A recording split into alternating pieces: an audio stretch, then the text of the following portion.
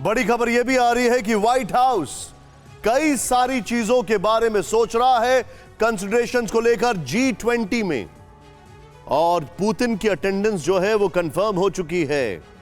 नवंबर में G20 summit है और वहां पर जो होस्ट हैं उनको कंफर्मेशन मिल चुका है, व्लादिमीर पुतिन जा रहे हैं G20 समिट में।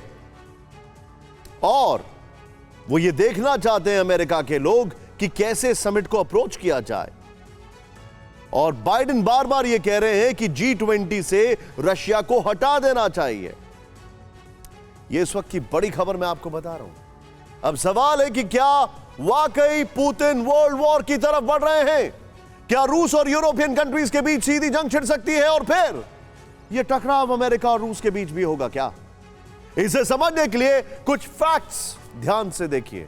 फैक्ट्स प्लीज देखिएगा। 15 फरवरी को जर्मन चांसलर शोल्स ने पुतिन से मॉस्को में मीटिंग की। 15 फरवरी यूक्रेन सिचुएशन पर समझाने की कोशिश की, पैसिफाई करने की कोशिश की। 24 फरवरी को पुतिन ने यूक्रेन में सेना भेज दी, स्पेशल मिलिट्री ऑपरेशन शुरू कर दिए, धमाधम बम गिराए। दुनिया ने ऐलान किया कि अब यूक्रेन की मदद करेंगे। पोलैंड सबसे पहला देश था जहां से यूक्रेन की तरफ आर्म्स एंड एम्युनिशन की सप्लाई हुई। लेकिन 13 मार्च को पोलैंड बॉर्डर के एकदम नजदीक रूस ने मिसाइल अटैक किया, कई लोगों की मौत हो गई। यानी नेटो देशों को मैसेज क्लियर था। कुछ दिन पहले ब्रिटेन के प्राइम मिनिस्टर बोरिस जॉनसन और फिर बाद में अमेरिका के डिफेंस और स्टेट सेक्रेटरी ने कीव विजिट किया, दोस्ती निभाने की बात की। तो रूस ने उस रेलवे ट्रैक को ही टारगेट किया। पोलैंड बॉर्डर से 111 किलोमीटर दूर 5 रेलवे स्टेशन पर हमला किया गया, जहां ये नेता कीव की तरफ आए थे। अगला उदाहरण भी पुतिन के माइंडसेट को डिकोड करता है। 2 दिन पहले ही गुटेरेस यूएन चीफ मॉस्को में पुतिन से मिले। पुतिन ने बहुत बड़ी बड़ी बातें की, ऐसा लगा जैसे पुतिन को अब नोबेल पीस प्राइज चाहिए।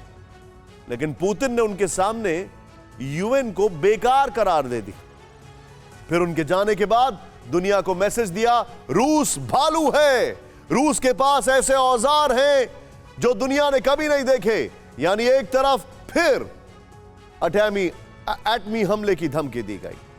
इसका मतलब साफ है कि पुतिन जंग को खींचने का, जंग को एक्सटेंड करने का प्लान बना चुके हैं। वो किसी की नहीं सुनेंगे, वो किसी से नहीं बातचीत करना चाहते हैं। कम्युनिकेशन लाइंस ठप हो चुकी हैं, मीडिएशन के कोई रास्ते नहीं है। तो फिर पुतिन बार बार क्यों कहते हैं कि मैं ज़ेलेंस्की से नहीं अमेरिका से बात करूंगा? और अमेरिका से बात करने के लिहाज से G20 समिट नवंबर में होगी। वहां पर क्या होगा वो वही करेंगे पुतिन जो उन्हें ठीक लगेगा, फिर चाहे दुनिया को इसके लिए भारी कीमत ही क्यों ना चुकानी पड़े। परवाह देश की, सोमवार से शुक्रवार रात 10 बजे TV9 भारतवर्ष पर।